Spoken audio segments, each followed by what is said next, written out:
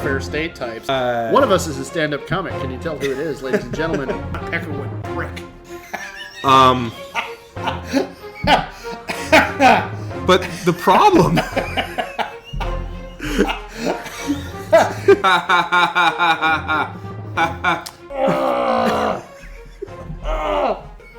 Oh my God, that's like, I could use that to teach the whole arc. Do we have any kind of archaeological evidence, any kind of other corroborating evidence?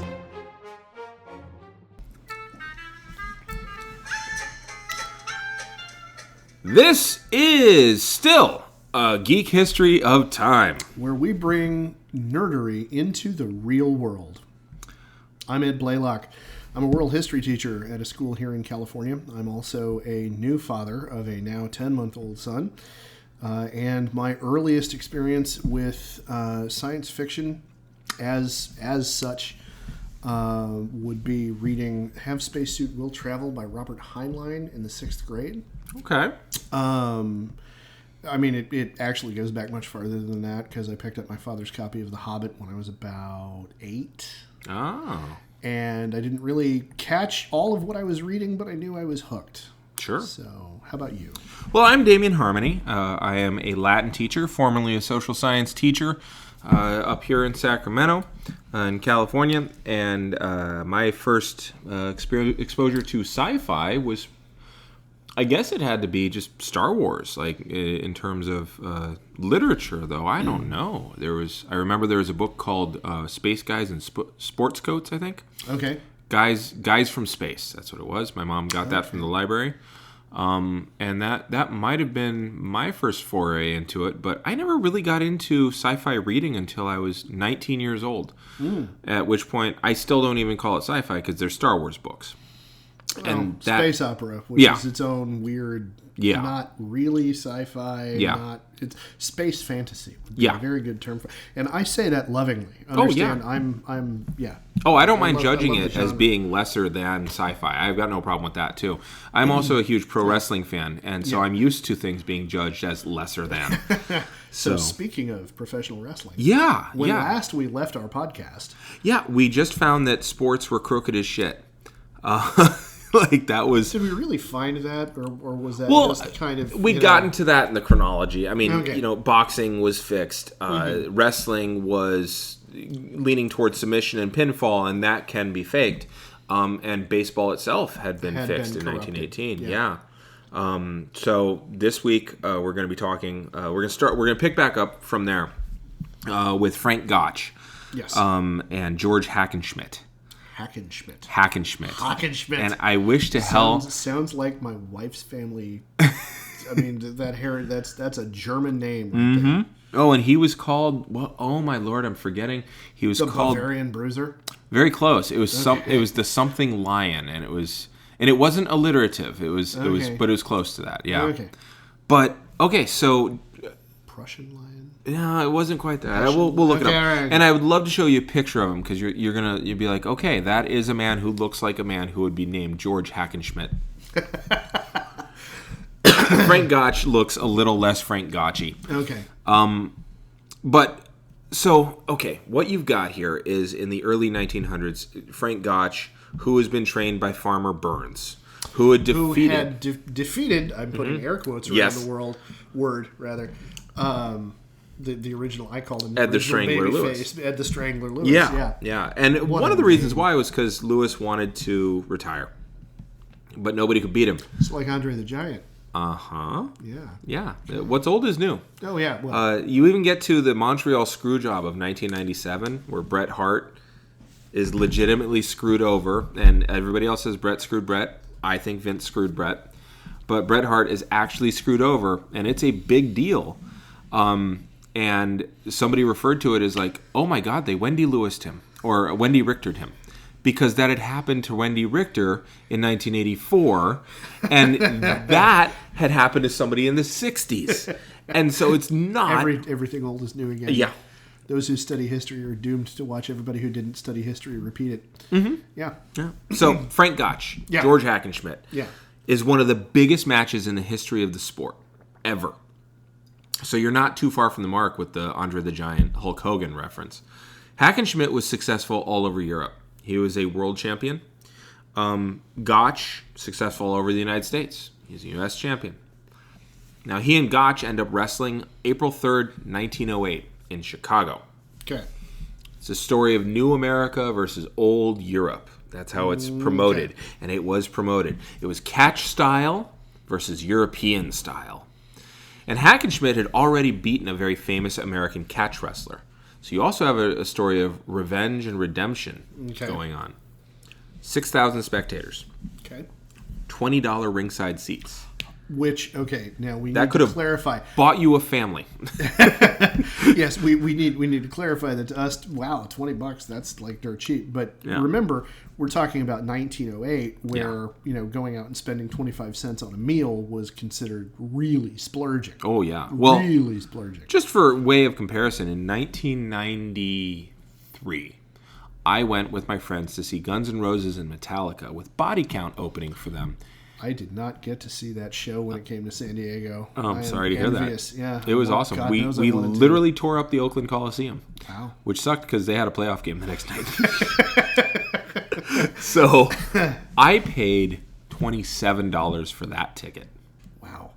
In $1993. And where were you? Oh, it's general admission. Oh, you could go. Yeah, I got down to the pit, and then my friends and I we went back up to the stands because we're like, this is too big. Yeah. But yeah, that was. So nice. For $20, you got a ringside seat. Man. Yeah. Okay. So here's how the match goes. It takes 2 hours. Holy crap. And it's a wrestling match. And Gotch decided to wrestle defensively. Defensive wrestling is some boring-ass wrestling. Yes. Even if you know what it is. Yeah. It's also really, really, really hard to beat if somebody's determined that I'm just not going to let you get me. Right. It's that episode of Star Trek The Next Generation where Data beats the guy with the little fingery game. Yeah. Yeah. I busted him up, Yeah. After 2 hours, Hackenschmidt concedes the match. He's tired of it. Because he got bored? I guess. I mean, I certainly would have. He also, by the way... Or frustrated. Yeah. But Hackenschmidt, Gotch, rather... headbutted, leaned hard, and thumbed Hackenschmidt everywhere. He's catch as catch can. Hackenschmidt is European. Yeah. Now later, Hackenschmidt claims that Gotch comes to the ring oiled up. So he conceded, going, yep, he's the better man. He wins, da-da-da. Despite being gouged, thumbs going everywhere, headbutts everywhere. Oil checked. Yep. I'm still getting over that particular... But afterward, Hackenschmidt says, no, actually, there were some irregularities here. This was a problem, upon further review. Mm-hmm. To the point where he'd actually asked the referee during the match to force Gotch to go back and take a hot shower before they continued. Really? He had to scrape all the... Now, Gotch denies this. And later on... I'm sorry. Yeah, no, I'm just like, wow. Yeah. Okay. Now, this happens in MMA on occasion, by the way. They've created rules to get around some of this. Like, there was a match between two guys where the guy was like, well, his back was all greasier all of a sudden. And they found out that a guy was rubbing his back. He's like, no, I was using some sort of, like, mystical energy training thing. And it's just like, wow. And so they made a rule about it, about how you touch. Stank like tiger balm. Right, So Gotch denies this, and later on damns Hackenschmidt as a liar. Oh, wow. You have essentially the rubber match getting set up on pay-per-view. That's really what these guys are publicizing. Mm-hmm. Now, it is not treated as a work. Everybody thinks this is completely real, to the point where the history points to it as being a fairly real thing. I don't know, but you do have a rubber match, and to prove how good he was, Frank Gotch goes on a tear all over, barnstorming everywhere, defeating people everywhere. And he was so good that people started losing interest. Like, he just was destroying people. And it was just like, hey, look what he did. Right. Not even in the fun way that it was to watch Mike Tyson beat people. Mm-hmm. Like, you knew it was coming, you didn't know how or when. Everybody has a plan right up until they get punched in the face. Right. And he's taking people out in 93 seconds, and shit like that. Just the photographs of Buster Douglas getting hit. Yeah. The day after in the newspapers. Yeah. I remember. Ooh. So he's so good that people start losing interest in the sport. He beat a man named Stanislaus Zbyszko in less than 10 seconds. Now, Stanislaus Zbyszko is one of the Polish wrestlers who comes over. There were two. There was Władysław and Stanislaus Zbyszko. Wow. These guys... Those are some names. They are. And now here's the interesting thing. There's a wrestler in the 1970s who gets started by training under Bruno Sammartino. And he's brought up as Bruno's protege, and his name is Larry Zbyszko. He took the name. Okay. It's not really the name, but he took the name, and he made himself famous, and he was a famous heel.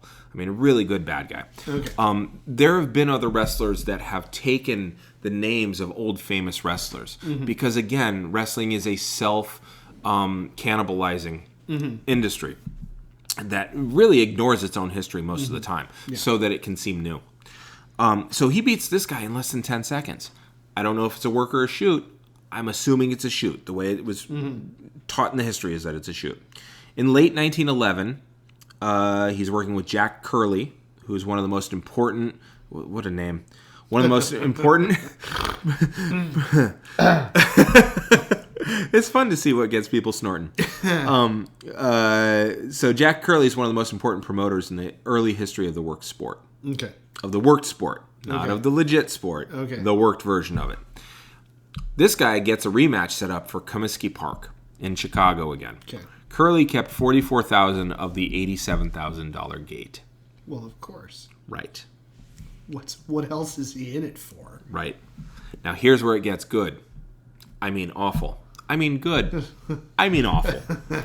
Hackenschmidt, training for the match, suffered a knee injury. This happens. These things happen. Okay. Now, later, someone would claim that they were paid $5,000 to do it on purpose. Comes out, I'm the one that did it. I was paid $5,000 to do it so that Hackenschmidt would lose. But Hackenschmidt had never mentioned this person as part of his training entourage at all. So it's probably untrue. It's just a guy claiming to have done it. But he did have what we call water on the knee at the time. Okay. So fast forward a little bit. Most of the big wrestling promoters are out of the Northeast, like I told you, right? Yeah. Mostly Jewish, Italian, Irish. Yeah. You know what a good Irish name is, by the way, in the Northeast? McMahon. Oh, yeah. Yep. Good point. There are local champions all along the rail lines stretching from New York to California. Most of the mechanisms, though, come from the Northeast. Okay, so it's a largely, as an entertainment model, it's largely an urban Northeastern entertainment model. Okay. But the guys that keep being the champions are from Iowa, Wisconsin, Minnesota. They're corn-fed farm boys. Well, yeah. Right? By 1919, Curley is taking wrestlers like Strangler Lewis, Władek Zbyszko, Joe Stetcher, and others all around the country touring and putting on fixed matches. Show off your stuff. Tonight, Władek's going to win. Show off your stuff. Tonight, Stetcher's going to win. When we come back through, you'll get your revenge match. Okay. People pay $0.25 for that. Competitions don't drum up money because they're boring as shit, and you can't guarantee drama. Mm-hmm. And this is, by the way, a criticism that Paul Levesque, also known as Triple H, also known as Hunter Hearst Helmsley, he's the guy who's kind of going to be the heir apparent to running the WWF if Vince McMahon ever stops drinking the blood of virgins and dies. But he actually criticized MMA. For this. He's like, you don't know what you're getting for a main event. With us, you're getting a good 20-minute match. Yeah. With MMA, it could be over in 5 seconds. The moment somebody gets punched in the face. Right. Yeah. So drama drums up money. And by this point, there is a championship. There is a belt. Mm-hmm. There are local championships. There's all sorts of promoter wars, too. They have like these cabals set up. Something called the Gold Dust Trio. Oh my God. Which is made up of Billy Sando, Strangler Lewis, and Joe, nicknamed Toots, Mont. Okay. Now, Billy Sando, his name ends up getting used by a wrestler in the last decade or so named Damian Sandow. Okay. Gold Dust Trio, there's a wrestler that came onto the scene in the late 1990s named Gold Dust. Mm-hmm. So, again, what's old is new. Yeah. These guys controlled the title. They decided who it got dropped to, when it got dropped, and they worked the sport into a profitable work. So it was making them good money. And it always left the audience wanting to come back to see what would happen next. That's what they figured out. If you can leave the audience pissed, they'll come back to see their champion vindicated. Okay. And so on. The drama is in the chase. Now, also, you get a few shoots, but those were accidental. That was like wrestlers going, oh no, I can fucking take this guy. So that's what happens to the sport. There would be a great Coen Brothers movie, right? In this, like the last shooter. Yeah. Oh, brother, where art thou? Right. Like I'm. Yeah. Okay, I'm seeing it just happening. Let's write it up and pitch it to them. Yeah. And by the way, there's some terms you should probably know. A shooter is someone who wrestles for real. Okay. And if you notice who was on this Gold Dust trio, Joe Toots Mont, he was a former pro. Strangler Lewis. Well, yeah. Yeah. Billy Sando, more the money guy. Okay. But you would have something called a shooter, also known as a hooker, because he would know what part of your body to hook on the carnival circuit. You would have one of them be your champion, but he was in on it because if someone did try to, what was called going into business for yourself, if someone did try to do that, they'd be able to fight their way out of it. Mm-hmm. So it was still important to have good shooting skills, good hooking skills. But now it's mostly Northeastern, using Western and Midwestern bodies. Now, by 1925, enough of this organization becomes profitable that various promoters start staking out claims to various territories. And they have to work together to make money. Your champion's coming through here. I've got a champion who says he can beat him. Let's drum this up. You come through and beat him, but barely. And then on the way back, we decide then if you can beat. But don't just destroy this guy. We're not going to let you wrestle him if you destroy him. But if you take him for 40 minutes and then you barely squeak it out, you make our guy look better. People are going to want to come see him, get ready for the return match, and so on. This territory system lasts until cable television. Okay, now this starts in 25 or so. The various promoters set up a trust, an actual trust, called the National Wrestling Alliance, the NWA, where they decided who the champ would be and who he'd drop it to. And each territory had their own shooters who'd make sure that things went the way the promoters wanted. And if you went into business for yourself, there would be shooters there to greet you at the door and hand you your hat and probably your elbow. But here's the thing. If you're the guy that beat the champion, you're going to find work somewhere else. Another territory will want you. But they're going to, have a stern talking to with you. Yeah. Like, you will drop it when I tell you.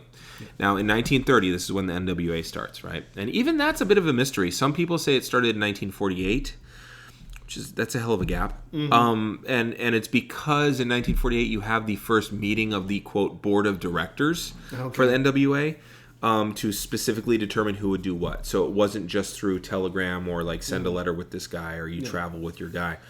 Others say it was in 1930 when Jim Londos defeated Dick Chicotte.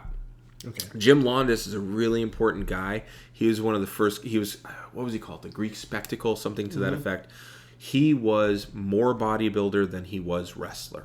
Oh. So that's the beginning of that aspect of the entertainment. It's another step down that road that you can't come back from. Okay. Because previously, remember, the Greco-Roman guys were bigger and beefier. Well, this guy was more cut too. Sculpted. Right, but now spectacle matters more than wrestling, whereas before spectacle mattered in addition to the wrestling. And also, his career only succeeds if it's a work, or if it's a shoot. He can't work everyone. He can. He can work everyone. Yeah, he can't shoot. Right. He can't shoot worth the Tinker's costume. Yeah. Yeah.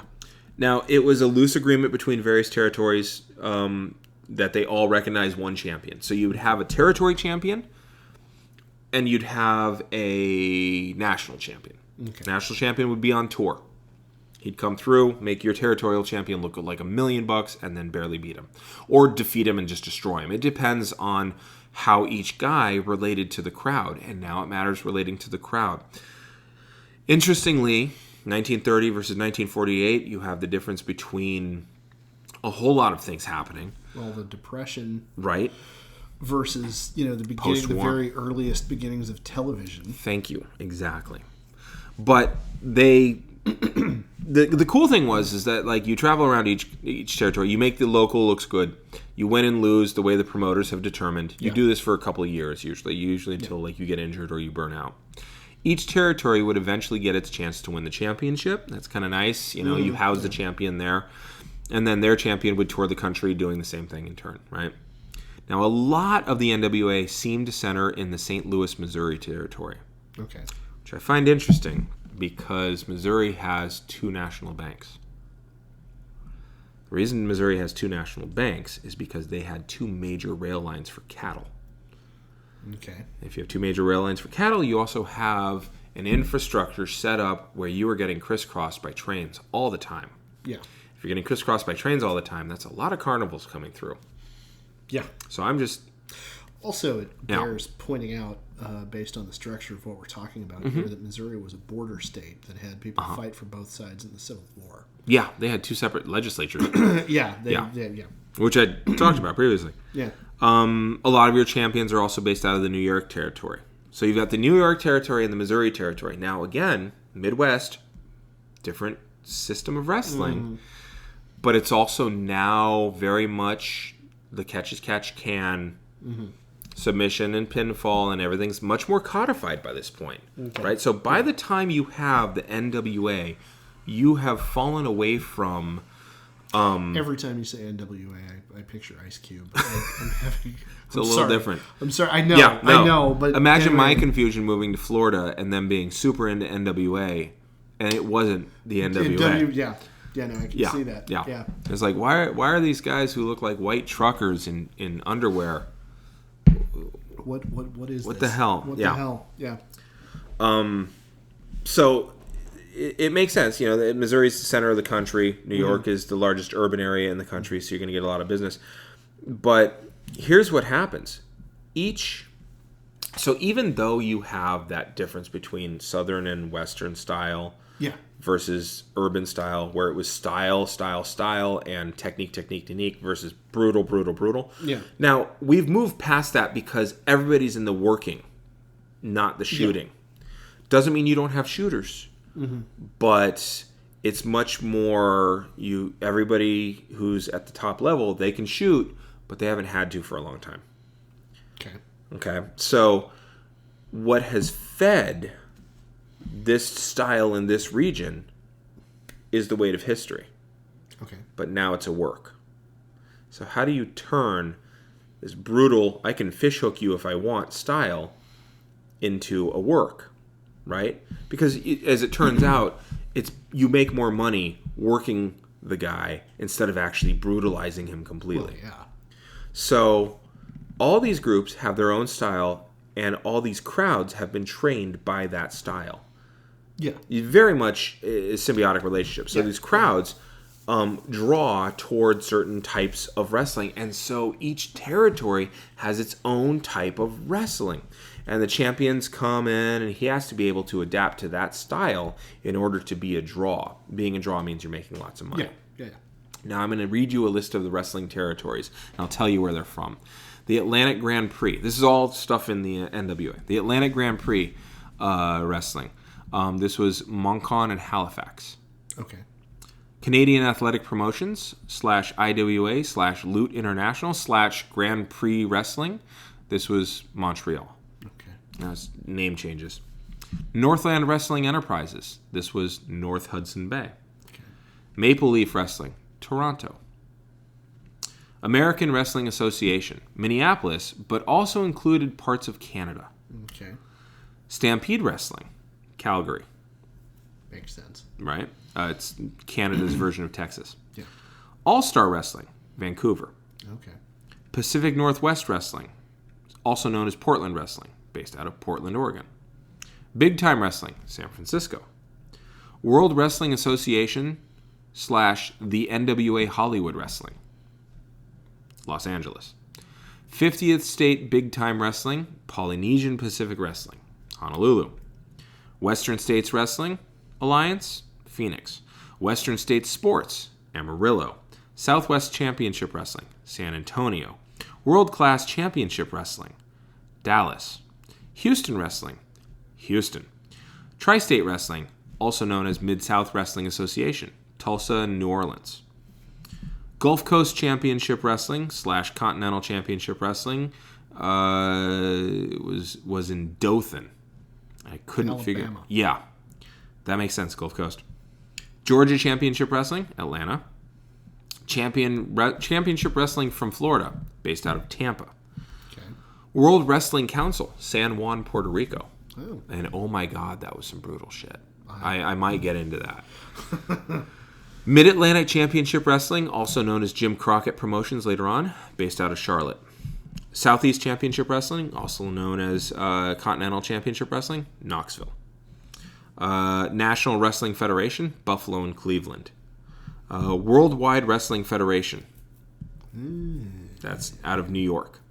Now, it used to be known as Capital Wrestling, which was out of D.C., and that was Vince McMahon's father, Vince McMahon Sr. Okay. And then he moved it up to New York and so on. Big Time Wrestling is in Detroit. World Wrestling Association, Indianapolis. St. Louis Wrestling Club, St. Louis. NWA Mid-America / Continental Championship Wrestling, Memphis. Also later on known as USWA, United States Wrestling Association. NWA Heart of America / Central States, Kansas City. Okay. So you see, that's the original territories. Okay. Now, like any other group of territories, there's mergers, acquisitions, collapses, different people buy different things. And that doesn't include expansion into Japan and Australia, by the way. Okay. Now, hearing that list, you might notice that there's a lot in the southern territories. Yes.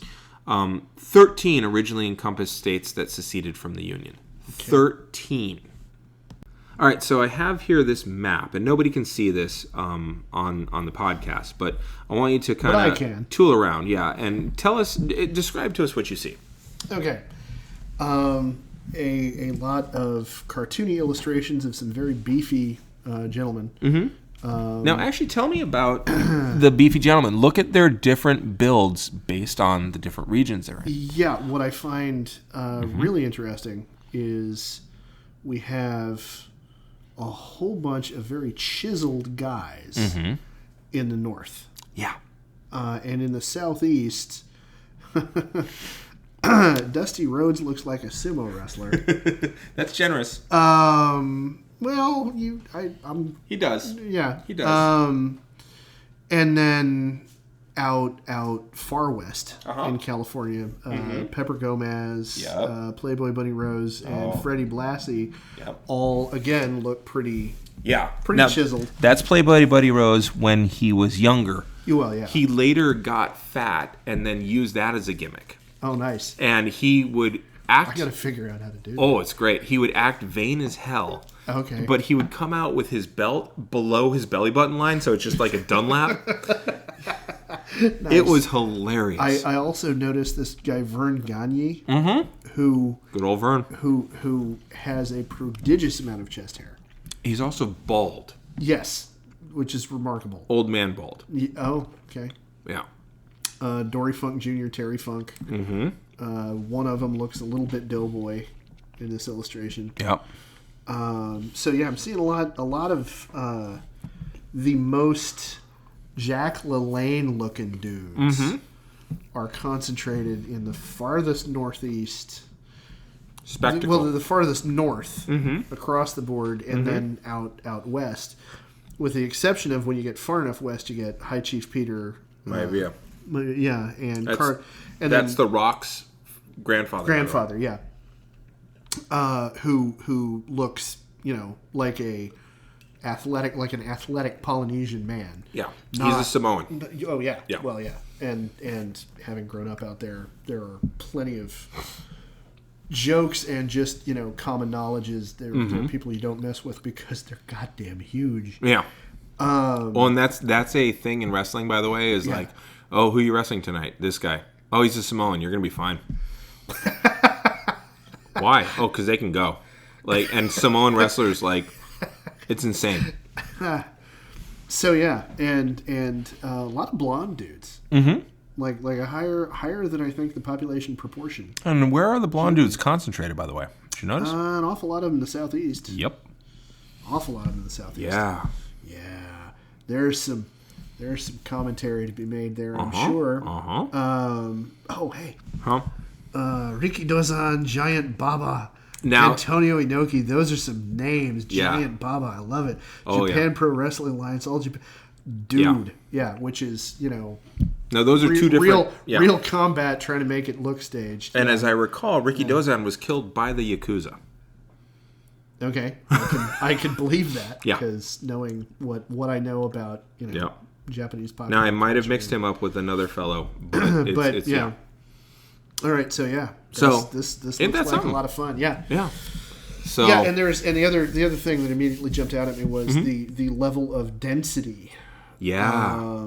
Is East Coast Yeah. versus West Coast, which just mirrors the population density in general for Absolutely. As long as the country has been a thing.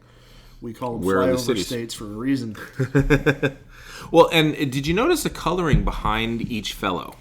Yes. That was is their region. territory. Yeah. Okay, yeah. Okay. Yeah. So much smaller territories out east. Mm-hmm. Much bigger regions for each individual guy out west. which was terrible for the wrestlers, Well, yeah. especially once you got to the era of having cars, because you would have to drive 500 miles to the next spot overnight, and then get ready for the next spot. And wrestle and get your body beat up and then move on. And then, yeah. Which kind of explains why these guys are doughboys, because they don't have time to get to a gym. Yeah, it makes sense. Yeah. I can see that. So, Yeah. now, like I said, that's a lot of southern territories. Yeah. 13 of Yeah. the ones that I listed originally were in states that seceded from the Union. Yeah. Only about 4 of those territories that I listed were in states that fought to keep the Union together. Yeah. Guess which ones were the most financially successful ones? I'm picking up a psychic wave that tells me it was also the southern ones. No. No, southern territories were not profitable. Not for the wrestlers or the... Really? Right. Here's why. They didn't have infrastructure like the North did. Yeah. Wow. Yeah. So guess where most of your big stars keep coming from, too? Northern promotions. Northern promotion, because they have the money to push into training, into Now, promotion. most of your champions are going to come from the Midwest, but most of them will have their professional roots in the North. Okay. Now, with the advent of the NWA, the advent of television, and the organization of it all, you start to see localized wrestling become even more localized, because they didn't have national television yet. No. TV was used to sell the local circuit, which was interesting. So now the model is TV sells pay-per-view, and pay-per-view sells itself, Yeah. And you have what are called house shows. Those get you interested in what's going on TV. So all the money's on the TV end. Back then, they used the TV to get you to go to the buy local a show. ticket to go to the local Exactly. And so the territories would run a circuit. So if you were in the California territory, you would do Mondays in Sacramento, Tuesdays in San Francisco, Wednesdays in Fresno, Thursdays in San Diego, Fridays on, in LA. Right. And then you do the whole circuit again, Now, it usually ran from about Thursday through Tuesday, or through Thursday to Monday. So you definitely want to work the weekends. Oh. Yeah, it was brutal. God. And the San Francisco territory was a good territory to be in, actually. Okay. Because you weren't traveling that far for any one shot. The territories that were hell were the Memphis territories. These ones, I'm pointing to a whole bunch of your flyover states, your rectangular states. They're all colored purple, and they're all the same territory. So you might have a spot here in, let's see, that's Colorado, right? So that would be... No, that's Colorado. You'd have a spot in Colorado one day, and then a spot all the way up here in Wisconsin the next day. Oh. Yeah. Oh. Yeah. Okay. So it was bad. And so the TV would be used to advertise when the national champion was coming to town, too. Yeah. Now, this takes us to what's called the territory system. To characterize the territories, a territory has its own character as a territory. The audience has been trained and taught to accept a certain kind of thing. Yeah. And each one had its own local approach that appealed to the locals, and it has its roots all the way back when wrestling was real. Yeah. For instance, the type of local champion could tell you a lot about the territory. So could the types of feuds that they had. Okay. So, feuds showed you how your good guys, also known as faces, and your bad guys, also known as heels, would fight. Okay? And this is the whole point of the podcast, by the way. The whole point ties it back to this. We have arrived. Being Lost Cause. Yes. Okay. It's only been 3 episodes. In In each territory, they were creating stories that answered to a local need. Yes. That appealed to the local zeitgeist. They were making compelling drama that the local folks would want to come back and see every week. TV was a tool that just furthered the house shows, not the other way around. Wrestling in the 50s, 60s, 70s, and early 80s was mostly local, as was its broadcast. Okay. I remember watching local. Have you ever watched local wrestling? No, I have It's not. dog shit. That's not entirely fair. Not Tell entirely me what you fair. really think, Yeah. Damian. Okay. Don't sugarcoat Now it's it. better. Okay. But when I was little, it was dog shit. I watched Northern California wrestling, which wasn't part of the NWA. It was like CCW, I think it was. And I mean, I watched this guy came out with like 2 candles and a mask, and he was called the Friar. And it was just the most boring ass character, the lowest production value. It was just, but you know, these things don't make that much money. So I'm gonna tackle the northern territories first. All right. So up here, we're taking a look at the WWWF. Okay. It's Worldwide Wrestling Federation. Yes. Later shortened to the World Wrestling Federation because Vince McMahon Sr. was like, well, if it's on the world, we don't need to know that it's wide. And then it was the World Wrestling Federation. That's a savvy gentleman. He really was. There, yeah. Now, later on, it turns into the World Wrestling Entertainment because they lose a lawsuit to determine who gets to keep the name. The World Wildlife Foundation or the World WWF. Wrestling, Yeah. And frankly, they shouldn't have lost it. That decision was kind of made on moral grounds. Yeah. It's ridiculous. Yeah. But whatever. So it's run by an Irishman. Yes. Who is the son of, so Vincent Jessup McMahon. Senior. So this is Vince Senior. Even though a senior is normally, you have the same name completely. Same name, yeah. His son doesn't have the same name. But yeah. It's like how we say Bush Jr. Yeah. He's not a junior, but he's a Bush the second. Sort of. Yeah. Yeah. So Vincent Jessup McMahon is the son of an Irish boxing and wrestling promoter. Okay. So we are talking so you get to Vince McMahon, that's 3rd generation. Vince McMahon's kids, Stephanie McMahon, that's a 4th generation promoting job, right? Family business. Little mom and pop shop. They start in Washington, D.C., and they migrated up the Beltway to settle in New York. Vincent Jessup McMahon, again the senior, had a problem with the way that the NWA championship was being decided. And he basically ends up setting up his own territory. He's like, I'm not going to be part of you guys. He will cooperate with them. He will co-promote with them on occasion. But by and large, the WWWF, later the WWF, exists outside of the NWA structure. Do you remember when there was talk in New York of seceding from the Union so they wouldn't have to put up with the slavery bullshit that was being foisted upon them by the federal government? Vaguely, yes. This echoes that. His territory was a face territory, and you could tell, so some territories are heel territories where the main star is a bad guy, and some territories are face territories where the main star is a good guy. This is the podcast. This is the point of it. So normally, in the New York territory, a good guy holds the championship. Their first major champion, and they'd had a couple other champions before this, but their first main one was Bruno Sammartino. Okay. Italian immigrant. Heard his name from you. Oh yeah, in an earlier episode. Yep. Okay. Now Bruno Sammartino grew up very sick. His family hid in a cave when the Nazis invaded Italy. Oh wow. Yeah. His mom would disappear for 2 days so that she could get food for them, so they wouldn't know if mom was living or dead. He was incredibly sick. They come over to New York. He gets beat up by bullies all the time. Finally starts working out. I mean, it's like straight up your Charles Atlas type stuff. Yeah. Ends up really working out a lot, being one of the strongest men at that time. Mm-hmm.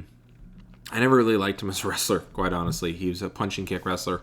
Not that exciting to me, but if you're Italian in New York, he's your guy. Mm-hmm. There's a lot of Italians in New York, so he's your guy, and he's huge. His family actually, yeah, like I said, well, I jumped ahead of myself. So Bruno was champion for over 7 years. Okay. That's unheard of. That is a long stint. From 1963 to 1971, he was the champion. He sold out Madison Square Garden 180 times. Holy cow. All right. He was huge in both ways. He was ethnically identified, and he did a lot of power moves. You're like, wow, he picked up that guy? Mm-hmm. Wow, he just threw that guy? And he sold tickets. And he was the template for good guys in that territory. Okay? Okay. Again, it's a face territory, and I'm going to get back to why that is in a bit. The guy who beat him was a guy named Ivan Koloff in 1971. Okay. A guy named Ivan Koloff. Yeah. Uh-huh. Beats him, right? Yeah. Cold War. They said that when that happened, you could have heard a pin drop. Like, Madison Square Garden went silent.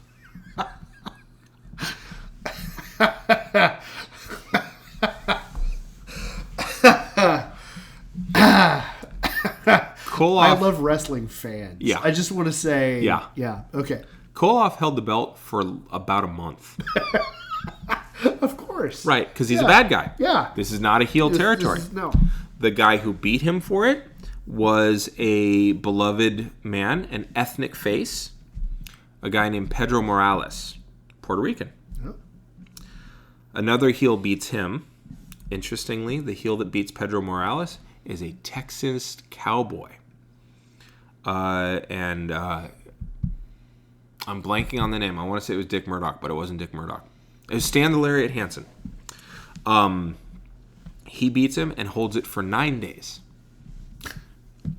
Then Bruno takes it back for another 3.5 years. Holy cow. There's a pattern here. The heels hold it for just a little bit so you can transition, and they're called transitional champions. You can transition and then drop the championship to a clear fan favorite ethnic face. Mm-hmm. This continues until Superstar Billy Graham. Okay. You may have heard of him. I'm not sure. Vaguely. Yeah. I have a vague recollection of... Yeah. He beats Bruno Sammartino by clearly cheating. Okay. Gets his legs on the rope. Okay. And he actually is the longest... I did the research on this one. He is the longest holding heel because he held it until 80. So he held it for a couple years. Mm-hmm. So he holds it for a while. But until 1994, you don't have a bad guy holding the belt for longer than he... Or forever, ever for that long. But no one... The next one to hold it as long, or at least even approaching that, is in 1994. Wow. That's a lot of faces holding the belt for a much longer time, right? Now, in this territory, it's a northeastern urban setting. You're either what's called a white meat babyface, clear hero, good moral standing, or you're an ethnic champion. Okay. Those are the two things. Or, if you are a bad guy, you're transitional. Okay. Okay, and that's who's holding the belt. There's plenty of guys under the card who are doing different things. And it's creative, but that's your formula. Usually, a foreigner who is underrepresented in the Beltway area, Russian or Japanese. Okay. Or the transitionals. Right, those are your transitionals. Okay, all right. Hulk Hogan was made famous here. Okay. Okay? The kind of wrestling that is done is feats of strength, spectacle, minimal skill.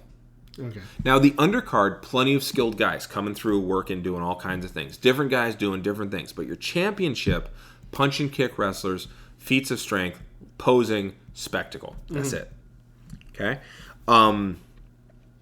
The babyface either dominated for most of the match, or he sold. Now, to sell is to take damage and show it, and really draw the crowd in. Yeah. You suffer. Stigmata. Yeah. So you either taking the chair to the face. Exactly. Like, oh my God, how is he going to get out of this one? If you're a babyface, you're either going to dominate almost entirely, or you're going to sell almost entirely. Okay. Hardly anything in between. Okay. Your faces are cartoonishly superheroes. Okay. Okay. Now you move to Detroit. Big time wrestling in Detroit, you have a rapid back and forth with a slew of faces coming out on top more often than not. Okay. So in New York, it's stability. It's only a few champions in the course of a decade and a half. In Detroit, you win it tonight, you lose it tomorrow, you win it back the next day. Okay. Right? It's just back and forth. Usually faces come out on top, but it's not always the same faces. It's a much more transitory territory. Okay. At the top, even. Much more Midwestern, but it's still very Yankee because the good guys are winning. The good guys typically are sportsmen. Fewer of them are identified by their ethnicity, although there was more ethnic champions would come through. Bobo Brazil, Pamperno Firpo, both from South America, interestingly enough. Not as huge as further east, like physically. Not as white meat. Bad guys are typically personality driven.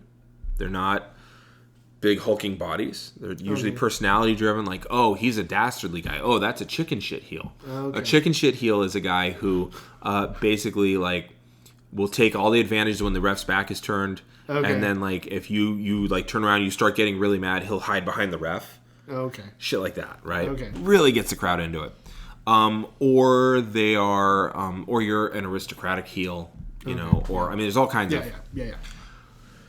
Or you're a foreigner from Germany. Unreconstructed Nazis were really popular in the 50s. Really? Yeah. And in Detroit, Arabs. Really? Yeah. Specifically Detroit. Mm-hmm. I'm trying to figure out what the driving... I'm not sure. It's demographic as far as I can tell, because in Michigan, you have some of the largest Arab populations in the United States. Okay. Canada has its own thing. I'm sticking mostly to the U.S. Okay. By contrast, when you get to the Midwestern territories, St. Louis Wrestling Club, okay, so out there, they see a ton of turnover in his championship. Now, this makes sense. Like I said, this territory covers a lot of ground, and it had the NWA coming through very frequently. This one, you know, the WWF existed kind of outside of that. It was, you could keep most of your wrestling in New York, maybe up and down upstate New York, you know, just within a few states. But everybody wants to see the same story. Also, the network broadcast would reach that area. Here, same amount of areas being reached, but you have multiple towns way far out. So you have to kind of replay everything for them. So the territory covers a lot of ground, and the NWA is coming through there a lot more frequently than the WWF. And it was a fairly even split between faces and heels holding the belt. You said a border state. Okay. Up north, baby faces are coming out on top more often, right? The guys that are actually wrestling, your faces were regular looking guys, but maybe a little taller. Okay. They were the guys that you'd see working at the feedlots. They looked like that. Okay. But they were all technically very adept. They were good technical wrestlers. And they're often farm kids with a penchant for wrestling. Okay. Who learned submission and mat wrestling via the carnivals. Okay. That's kind of what you see. The heels were very often monster heels. So you got a guy comes through and he's 6'6" and he just destroys people until you got the one baby face who's not going to take it. Okay. And then the baby face gets his ass kicked anyway. But then the baby face is going to go and gets back around later. Right. Okay. Or you have a lot of chicken shit heels. Okay. So you either have monsters or chicken shits in the St. Louis territory. Not much else. You either have a guy who nobody could beat, and oh my God, who's going to save us from this northern menace? Okay. Or a guy who sneaks out of every match, and how the hell did he win again? That son of a bitch. The crooked... Yeah. Huh. Something you want to say? It's formulating. Keep Okay. going. This absolutely goes back to your carnival roots. Mm-hmm. Railroad's influence in the territory. Yeah. Now you get to the southern end of the NWA. Now before I get to the rest of the South, I have to touch on Texas because Texas is a mite different. So I'm going to talk about Texas first. Texas had 3, I actually say 4 known territories in its state. One of them is El Paso, and that's run by the Guerrero family. Gory Guerrero. His name was Gory. That's how brutal it was. Yeah. And he had he had 5 kids: Hector, Mondo, Chavo, I forget the other one, and Eddie. Okay. Okay. All right. Then they had kids. Chavo had another kid, and Eddie and Chavo were like 3 years apart. Chavo Jr. Right? Eddie Guerrero. You may have heard his name. I'm not sure. Yeah. Okay. Sounds familiar. Very famous family. That's the El Paso Laredo crowd, and that is luchador loving, and luchador wrestling is a totally different beast. It's its own kind of crazy. Yeah, oh boy, howdy! Soap opera, but like it's yeah, it strikes me as being the wrestling version of telenovela. Yeah, like how crazy does an American soap opera get? Right. Okay, let's put that in a pot. With some habanero peppers and crank the heat up to 11, and then what comes out is you're rubbing someone's eye. And you have telenovela or it's luchador, which is so much fun to watch. But like, and while you say that, at the same time, they're just now like starting to institute different kinds of psychology into the wrestling. I mean, it's just such a different beast. Yeah. Mexican wrestling is very largely influenced by Spanish bullfighting. Okay. Carnival and circus entertainment. Yeah. And also Puerto Rican vengeance-based wrestling. Okay. Puerto Rican wrestling is all about vengeance and shit happening outside of the ring. Oh my God. Like they advertised one match by crashing a car into one of the wrestlers. It was insane. Like and it started a fucking riot. Like wow. That was their hero. Yeah. Holy Carlos Colon. crap. I mean, it was nuts. Okay. All right. So very high flying, very technically adept faces. Yeah. Your heels are very rule breaking and thuggy. Okay. And very, very bloody. Okay. The bullfight. Yeah. Another Southwest Championship Wrestling was a heel territory. Okay, so that's down here. The Tully Blanchard territory. Okay. This means that the champion is more often than not a bad guy, and he holds his title by cheating. Okay. Okay. Now notice what's happening. Just see if the pattern fits. Still, there's a lot of turnover, but the heels tend to keep the title for longer than the faces do. Okay. The heels were either brawlers, who were bloodlusty, like guys like Dick Slater or Dory Funk, where they would just mash the shit out of people, and they just like didn't stop. And that was the thing. Like, you won, and then you go and you get your branding iron, you shove it in the guy's face, and you keep beating him with it. Wow. Yeah, or they were chicken shits, who were technically very sound wrestler. And my favorite example of this is Tully Blanchard. Okay. There was a match, and it was a gimmick match. It was a 10-on-10. It was 10-on-10. It was 5 tag teams on each side. So the guys are just lining the ring. And it was during a Survivor Series, and it was an elimination match. And if you get pinned, you and your partner both have to hit the showers. Okay. So, it could get to the point where you got 10 guys against 2 guys. Okay. Great drama. Tully Blanchard he got tagged in, and the other guy's like, all right, come on. And Tully Blanchard walks in and walks right to the other side of the teams on his side and tags the next guy. No contact, and got one of the biggest pops of the night. A pop is where the crowd goes apeshit for you, right? And everybody just starts booing the shit out of him. That is brilliant. He didn't get touched. He didn't touch anybody. It was amazing. But he walked away as the one everybody was talking about. Exactly. He got the crowd invested in seeing him get his ass kicked. And that's what heel territories do. Yeah. Right? Now, he would out-wrestle someone, and then he'd cheat anyway. That was his thing. Now in San Antonio, there's a fair amount of rich landowners who often would swindle people out of their hard-earned money.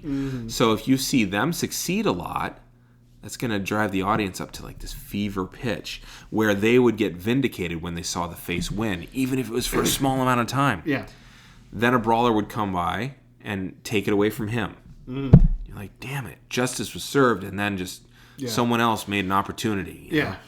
Setting up another chase of good old boy or Mexican cowboy as a good guy, like Manny Fernandez. And they would eventually win out against him with courage and gusto. And they'd barely scrape by, and then somebody else would just come and fuck them over. And you just... So it's always that way. And so the heroes are always long-suffering. And short rewarded. Yeah. Yep. Okay. Now, Spanish missionaries being down there... You know, also white folk going there to steal it from Mexico. Yeah. So you get a lot of, you know, Davy Crockett, you know, Jim Bowie. Really strong Catholic element to all of that. The bloodletting. That's what you see in the Puerto Rican and Mexican territory. Yeah. All right. World-class championship wrestling was really weird. It's based out of Dallas. Okay. It was a face territory, but largely because of the Von Erich family. Now, the Von Erich family was 5 brothers, very handsome fellows, all part of the Von Erich family. Oh, okay. Yep. Oh, yeah. They are. All of them are dead now because they've all killed themselves, except for one. Kevin Von Erich is the only one that stayed alive. One of them died from a flesh-eating bacteria over in Japan. The rest killed themselves. Their father, Fritz Von Erich, wrestled in the 50s as an unreconstructed Nazi. And he had this move where he would grab your stomach. Okay. And just like tear into your abdominal muscles. You know.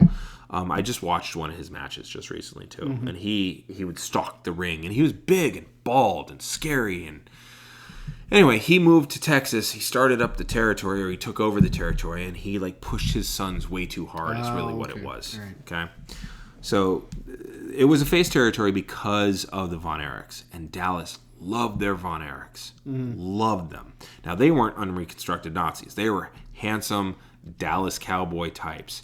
Not even cowboy. A couple of them, as you can see, are wearing cowboy boots and stuff. But mostly there's like really good guys, very white meat baby face. They feuded with heels who came in from Georgia. Georgia, Texas have a rivalry. Yeah. And other southern states. So they're feuding with Southerners. Texan identity being very distinct. We were our own country. Don't any of you fuckers forget that. Exactly. Yeah, okay. Right. And they're in Dallas, which is a pretty big metropolitan area. Right? Yeah. So they were huge into... Relatively urban and recently, in recent history, blue voting. Yeah. As compared to rural Texas. Right. Yeah. No, absolutely. Yeah. Now, they were also really big into tournaments. I found in my research. Just tag team tournaments, championship tournaments, and just, you know, working your way up the ranks, right? They're also really into bloodletting. Okay. Just people would be bloody as all hell all the time. Okay. And faces generally would come out on top. They'd be bloody on their face. You could look up a bunch of wrestlers who wrestled in that territory, and you see them now, and their foreheads are just scarred back and forth. Looks like just tons of scar tissue. But they would come out on top, but they prevailed against the non-Texans coming in and trying to take over. Okay. Bad guys were also often Russian because Cold War. Now I'm going to generalize because I can. You'll see that the NWA WCW Mid-Atlantic story play out over and over and over again. Okay. The scrappy. Well, I'll explain it. The NWA, the ones who carried the banner for the NWA by the 1970s and 80s includes because by that point television is able to reach broader. Things are much more established. It's not as carny. It's actually also more niche by that point, but they're able to target their audience and their demo a little bit better. NWA includes the Mid-Atlantic Georgia Championship Wrestling and later turns into the WCW, the World Championship Wrestling, in about 1991. It was a heel territory. That was mine. Heels were often introduced as being simply from a northern state. Like, That was all it had to be. That's kind of all it did, yeah. From Minnesota. Or New York. Those two places, straight up. Like I got it in one. Yeah, Minnesota? you did. Really? Yeah. So Arn Anderson and Ole Anderson came from Minnesota. They were billed as being from Minnesota. How can anybody named Ole Anderson be a fucking heel? I'm sorry. He was. I'm sorry. Ole Anderson. Mm-hmm. Ole Anderson is one of two things. Yeah. One of two things. He's either a 400-pound, blonde-haired, blue-eyed farm boy who just came in from the country and doesn't know a goddamn thing, or you got him physically, but yeah, or he's a Lutheran bachelor farmer, a la Lake Wobegon. Okay, he's kind of both. But he's a bad guy. He's a cranky ass bad guy, and his younger brother Arn. Okay, they weren't actually brothers. Okay, the cranky ass part, Lutheran being Lutheran. The cranky ass part I buy, but Tell me more, because now you've got me hooked. Sure. How the fuck can a guy named Ole Anderson be a heel? He was nasty. He fought nasty. He fought dirty. And that's what he did. And he's in hell now because he's a Lutheran, and he did that. He's still alive. Okay. But he and his brother, his quote brother, yeah, they were heels from Minnesota. They were the Minnesota Wrecking Crew. And they would essentially just cheat a lot to win. Sorry. Yeah. I'm sorry. I've met too many people from Minnesota to believe the idea of a Minnesota wrecking. Anyway, continue. They have two seasons there. Construction and winter. So, wrecking crew. Okay, all right. But yeah, or they're billed from being from New York. And they're usually, here's the best part, aristocrats of some sort. Now, Ole and Arn weren't, but they worked with an aristocratic bad guy. Okay. And they usually had managers. Little weedy guys who couldn't wrestle, but were scheming, no good Nick bastards. You remember how you could get out of serving in the war in the North? Yeah, by buying a deferment and paying for somebody else to go fight in your place. Yeah. So they also usually had a faction or a stable of wrestlers. These managers did who supported them and helped them cheat. So you have this aristocrat who's backed up by like 3 or 4 guys. Or they were foreigners, again, Russians. Yeah. The best example of this would, of course, be Ric Flair and the Four Horsemen. So Ric Flair, originally from Minnesota, later found his way to Charlotte, but Charlotte is an aristocratic town like crazy too, right? But Ric Flair... accompanied by the Minnesota Wrecking Crew, Arn and Ole Anderson, and Tully Blanchard. Holy cow. This was a pack of bad guys who fought hard. They bloodied everybody they fought. They bled a lot. And they generally would find a way to walk away with the title. Now, there are multiple titles, by the way. Yeah. There's the World Championship. There's the Tag Team Championship. And there's something called the Television Championship. There's also a thing called the United States Championship. Okay. So, and United States Championship, it goes World United States Television. In terms of, they almost always had 4 of those belts. With Ric Flair having the championship, Arn and Tully or Arn and Ole, kind of depended on if Ole was with them or not. Having the tag team, and then Tully or Arn, again, depending on who had it, having either the U.S. or the television championship. Okay. Flair made his residence Charlotte, which is a rich person's town. Now, in this territory, the good guys rarely got over on the bad guys at all. The good guys were often solitary heroes, fighting viciously, but fighting with honor. Okay, explain to me what that means in this context. Fighting viciously, but fighting with honor. Meaning you go in trying to fight the right way, but you get pushed just a little too far, and you gotta let loose and be brutal. Wow. Okay. They'd lose a lot along the way. They'd get screwed out of the title by the manipulation of the rules or gang fighting tactics or, cheating when the ref's not looking. Or they would get injured before the match and get attacked before the match. So they come out limping, so they're not at their best for their big match. And now it's, oh, man, you're going down swinging, though. You're going down swinging. The heels would brutalize the faces to get what are called sympathy shines on the faces and to get a lot of what's called heat on the heels. Okay. The wrestling here was violent. Okay. It was bloody, and it's not uncommon to see blood in the opening couple of matches when you're watching Really? it. Yeah. And the last match almost always ended with blood and controversy all at once. Jim Crockett, who was himself an aristocratic wise-ass heel manager, he said it, like I said, it's simulated combat designed to look like a real fight. Mm-hmm. It was ugly, though. I mean, it looked like a fight. It didn't look like a match. It looked like a fight. Mm-hmm. It had some technical merit, absolutely. You start technical and then it ends brawly, right? Everyone could go. Everyone could do this. But matches regularly devolved quickly into brawls, which saw the heels getting away with the title again, right? So the rules go out the window. Okay. Yeah. And faces would win very rarely. And when they did, their reigns would always be short, and they would lose their belt through chicanery, cheating, and they would lose all of it, and then they would essentially kind of fade away. Oh, wow. Or they would make one last failing attempt, and then they would fade away. What would really happen is... Literally a lost cause attempt. Wow. Sometimes a monster heel would establish himself. Sometimes it is rare.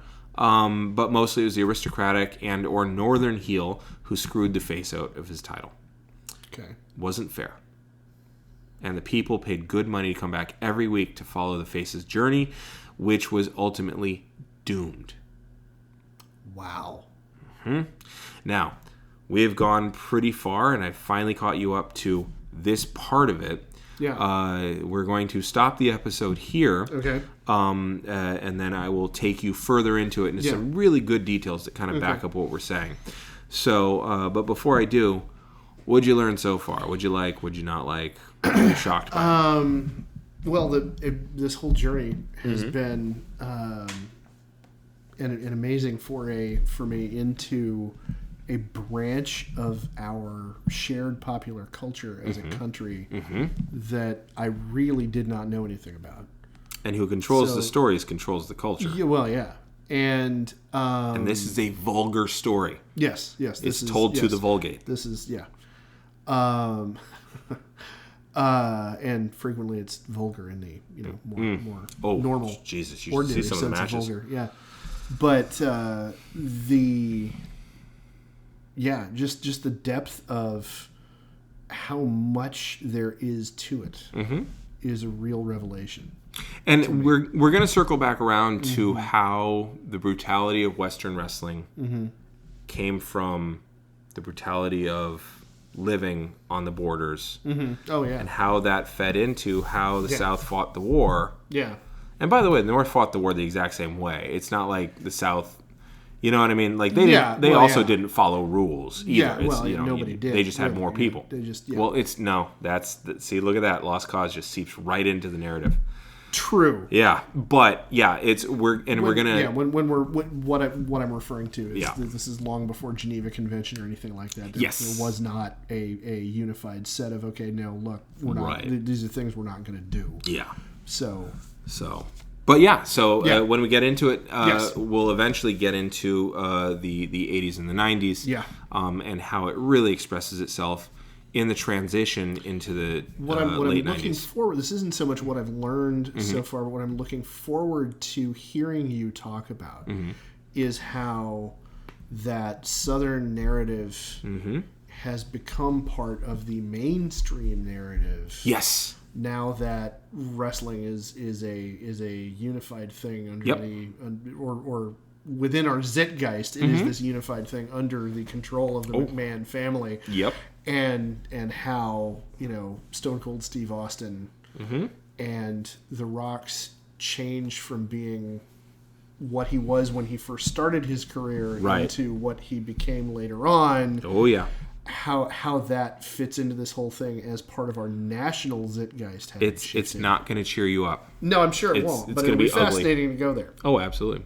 All right. So, any pluggables, or do we want to just get onto the Twitter and get off of the podcast? I'm gonna again plug how the Scots invented the modern world because it was a fascinating piece of history. Okay. And my own family being where they're from. Sure. I'm fascinated by it, and I think it's well worth taking a look at. Okay. I'm going to plug a graphic novel this week called Berlin by Jason Lutz, or Lutes, partly because I went to Berlin this last summer, but it is it's called a masterful narrative by the blurb on the front. It's true. Like the medium is easy, it's accessible, and it's just amazing in the way that it basically gives you a history of the city of Berlin, going all the way back from the early 1900s to now, and how they deal with the rise of fascism, the fall of the Weimar, the rise of fascism, the bombings, the destruction of the city, and then the rebuild under two flags, and then the rebuild after they get together. I mean, it's phenomenal. It's such a good book. Okay. So you can find me on Twitter at @harmony. And you can find me on Twitter at @ehblaylock. Yeah, and you can find us on Twitter at Geek History Time. And until next time, I'm Damian Harmony.